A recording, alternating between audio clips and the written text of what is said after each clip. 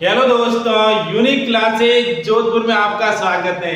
आइए, बहुत ही महत्वपूर्ण इम्पोर्टेंट है जो करंट अफेयर की सीरीज लेकर आए हैं, जो आपके आने वाले एग्जाम के लिए बहुत ही महत्वपूर्ण है। क्योंकि राजस्थान के सीईटी जो 12th लेवल और ग्रेजुएशन लेवल उनके लिए भी, और जो एसएससी जीडी के लिए हाल में 39,000 के समथिंग जो वैकेंसी आई है, जिनके फॉर्म अभी थोड़े दिनों बाद शुरू होने वाले हैं, उनके लिए भी बहुत ही महत्वपूर्ण है। इसके अलावा रेलवे, डिफेंस और रेलवे की बहुत सारी वैकेंसीज है जो आगे चली गई, उनके भी एग्जाम होने वाले हैं। और रेलवे डी ग्रुप और एनटीपीसी की वैकेंसी भी आने वाली है।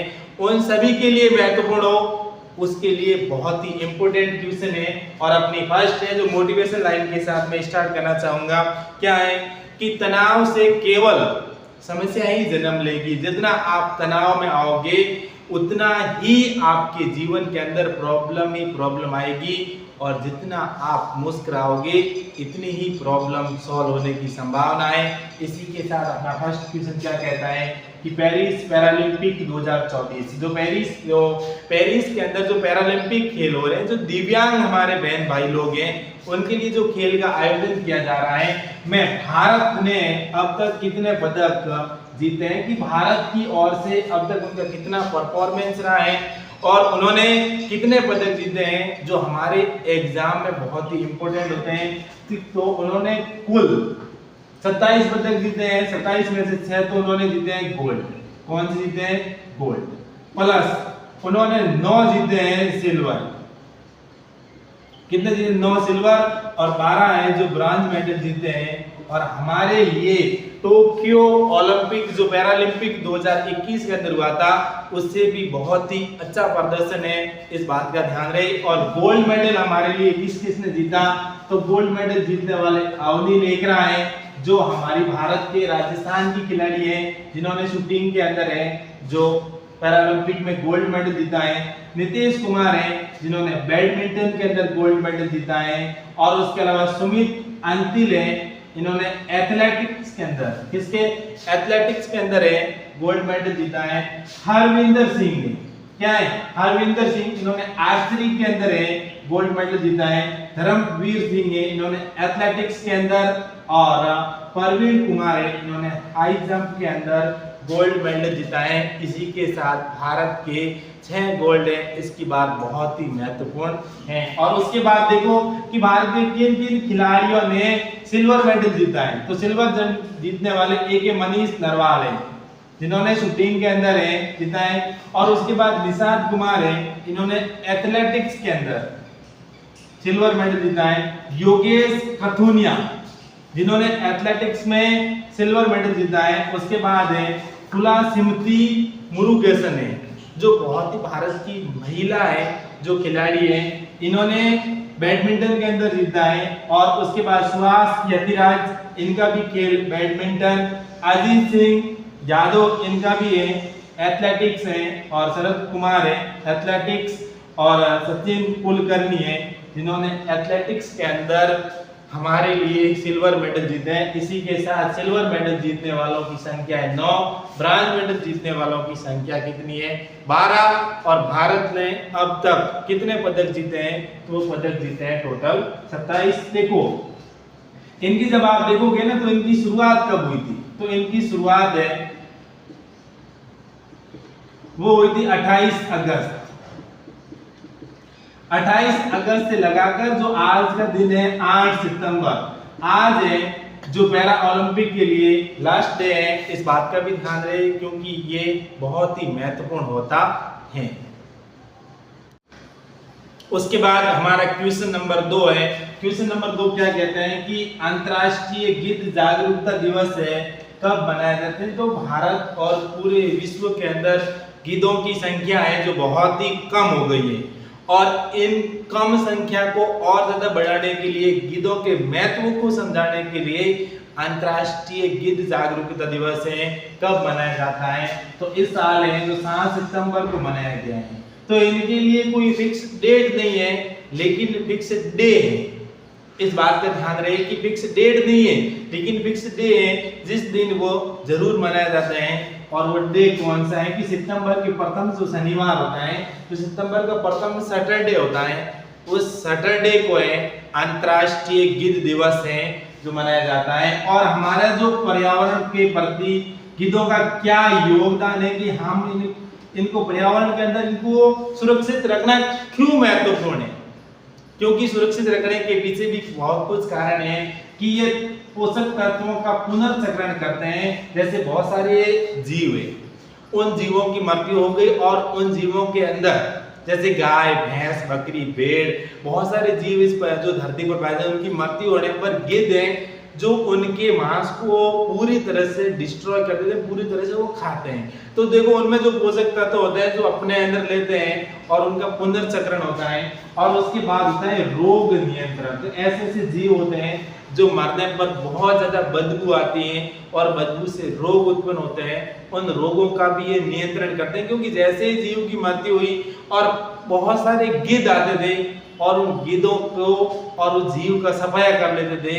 और दूसरी बात है पर्यावरण सफाई कर्मी, तो उनको किसी भी प्रकार का कोई पैसा देने की जरूरत नहीं पड़ती थी और आए और आधा घंटा के अंदर पूरी तरह से जीव का सफाया करते थे।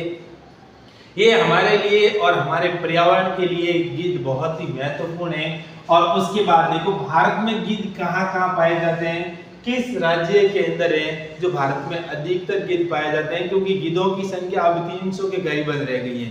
पहले आज से 10-15 साल पहले आप यहाँ इस एरिया के अंदर बड़ी संख्या के अंदर गिद्ध आते थे, लेकिन अब पूरे भारत के अंदर भी 300 के करीबन रह गई है।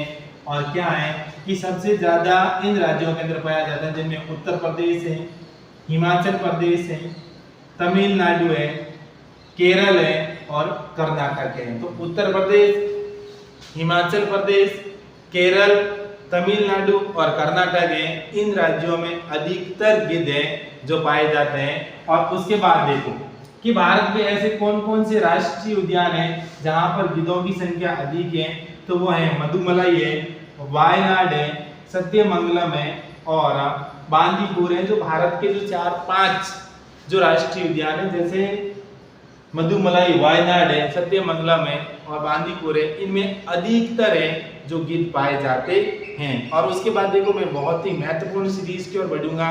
क्या है हमारी महत्वपूर्ण,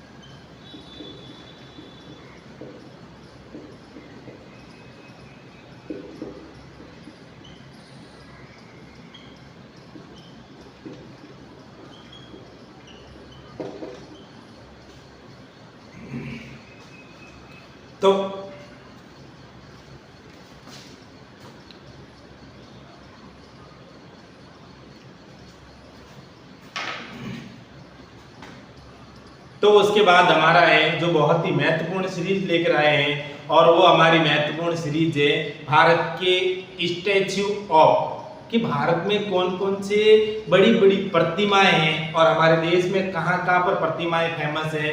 क्योंकि ऐसे क्वेश्चन एग्जाम में आने की बहुत ज्यादा संभावना है कि भारत में स्टैच्यू, कि भारत में बड़ी बड़ी प्रतिमाएं कहाँ हैं, तो स्टैच्यू ऑफ यूनिटी जो सरदार वल्लभ भाई पटेल, जो लौह पुरुष की बहुत बड़ी प्रतिमा है, और वो प्रतिमा कहाँ पर है, गुजरात के अंदर है। और उसके बाद दूसरे नंबर है स्टैच्यू ऑफ इक्विटी, जो समानता का प्रतीक है, और वो प्रतिमा है हैदराबाद के अंदर।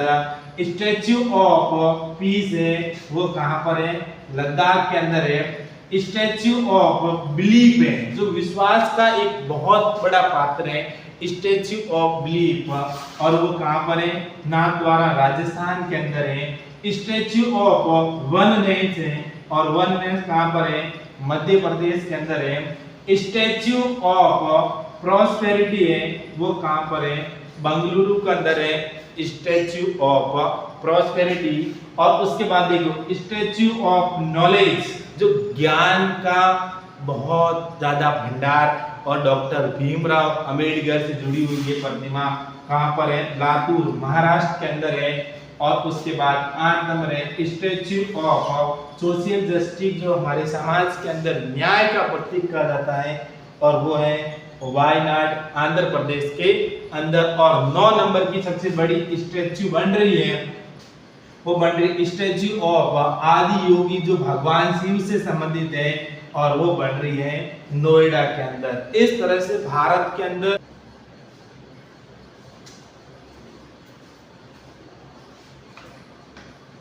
उसके बाद हमारा क्वेश्चन नंबर 2 है। क्वेश्चन नंबर 2 क्या कहते हैं कि अंतर्राष्ट्रीय गिद्ध जागरूकता दिवस है कब मनाया जाता है? तो भारत और पूरे विश्व के अंदर गिद्धों की संख्या है जो बहुत ही कम हो गई है, और इन कम संख्या को और ज्यादा बढ़ाने के लिए, गिद्धों के महत्व को समझाने के लिए अंतर्राष्ट्रीय गिद्ध जागरूकता दिवस है कब मनाया जाता है? तो इस साल है जो 7 सितंबर को मनाया गया है। तो इनके लिए कोई फिक्स डेट नहीं है, लेकिन फिक्स डे है। इस बात का ध्यान रहे कि फिक्स डेट नहीं है, लेकिन फिक्स डे है जिस दिन वो जरूर मनाया जाता है। और वो डे कौन सा है कि सितंबर के प्रथम जो शनिवार होता है, तो सितंबर का प्रथम सैटरडे होता है, उस सैटरडे को है अंतर्राष्ट्रीय गिद्ध दिवस है जो मनाया जाता है। और हमारा जो पर्यावरण के प्रति गिद्धों का क्या योगदान है कि हम इनको पर्यावरण के अंदर इनको सुरक्षित रखना क्यों महत्वपूर्ण है?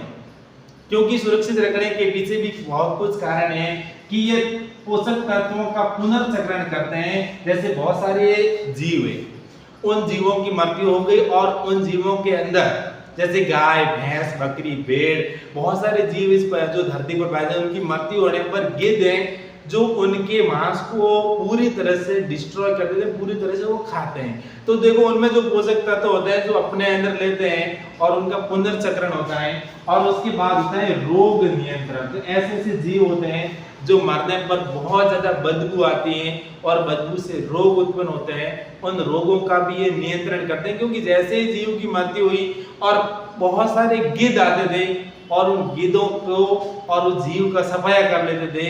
और दूसरी बात है पर्यावरण सफाई कर्मी, तो उनको किसी भी प्रकार का कोई पैसा देने की जरूरत नहीं पड़ती थी, और आए और आधा घंटा के अंदर पूरी तरह से जीव का सफाया करते थे।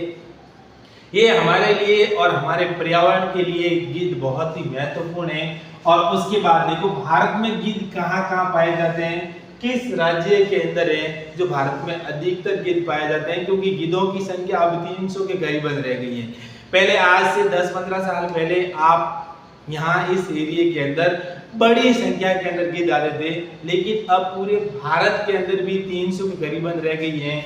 और क्या है कि सबसे ज्यादा इन राज्यों के अंदर पाया जाता है, जिनमें उत्तर प्रदेश है, हिमाचल प्रदेश है, तमिलनाडु है, केरल है और कर्नाटक है। तो उत्तर प्रदेश, हिमाचल प्रदेश, केरल, तमिलनाडु और कर्नाटक है, इन राज्यों में अधिकतर गिद्ध हैं जो पाए जाते हैं। और उसके बाद देखो कि भारत में ऐसे कौन कौन से राष्ट्रीय उद्यान हैं जहां पर गिद्धों की संख्या अधिक है?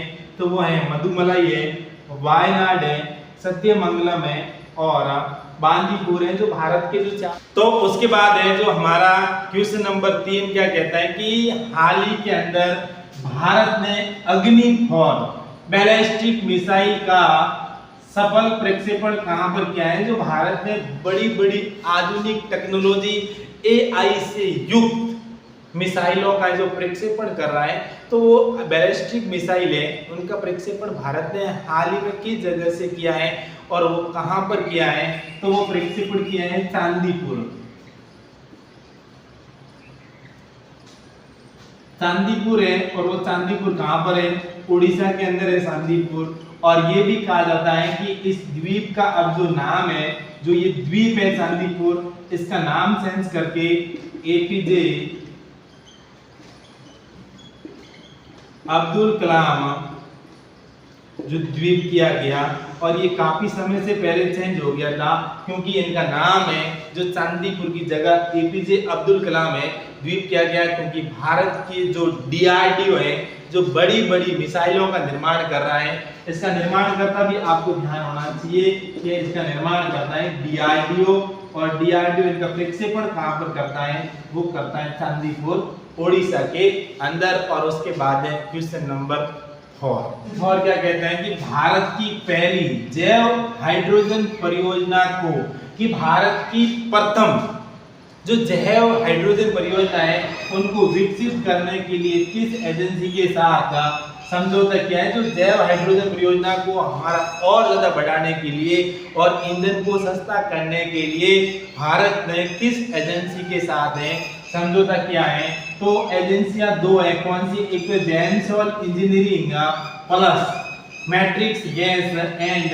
रिन्यूएबल्स है। इन दो एजेंसियों के साथ समझौता किया है ताकि भारत के अंदर जैव हाइड्रोजन को और ज्यादा विकसित कर सके और बढ़ा सके। और उसके बाद क्या है कि इनको बढ़ाने के लिए जो भारत का जो ऊर्जा मंत्रालय है तो और जो पेट्रोलियम या प्राकृतिक गैस मंत्रालय है इनके साथ समझौता हुआ है। और ये कितने करोड़ का है, तो करीबन 167 करोड़ रुपए की ये योजना है और ये बहुत ही महत्वपूर्ण योजना है। और उसके जो आपके आने वाले एग्जाम के अंदर सीधे क्रैक कर सके एग्जाम को और आप एग्जाम को पार कर सको, ऐसे बहुत ही महत्वपूर्ण क्वेश्चन है।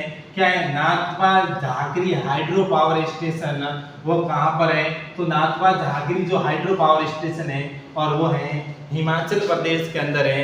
और ये किससे जुड़ा हुआ है, कितने मेगावाट की परियोजना है, तो ये 1500 मेगावाट है ये परियोजना है। और ये ताप विद्युत परियोजना है जो ताप पर आधारित है, जो कोयले पर आधारित है। जो हमारी विद्युत परियोजना है नाथपा झाकरी हाइड्रो जो पावर प्लांट लगा हुआ है। और उसके बाद देखो भारत की प्रथम हाइड्रोजन मोबिलिटी परियोजना, कि भारत में ऐसी हाइड्रोजन को मोबिलिटी करने के लिए, मोबिलाइज करने के लिए एक प्रथम परियोजना भारत में कहां पर विकसित की जा रही है, और वो की जा रही है लद्दाख के अंदर। और उसके बाद देखो भारत का प्रथम ग्रीन हाइड्रोजन हब राज्य है। तो हाइड्रोजन को और ज्यादा इको फ्रेंडली बनाने के लिए ऐसा कौन सा भारत का राज्य है, तो वो भारत का राज्य है तमिलनाडु, जहां पर हाइड्रोजन की प्रथम है हब राज्य के रूप में विकसित किया जा रहा है।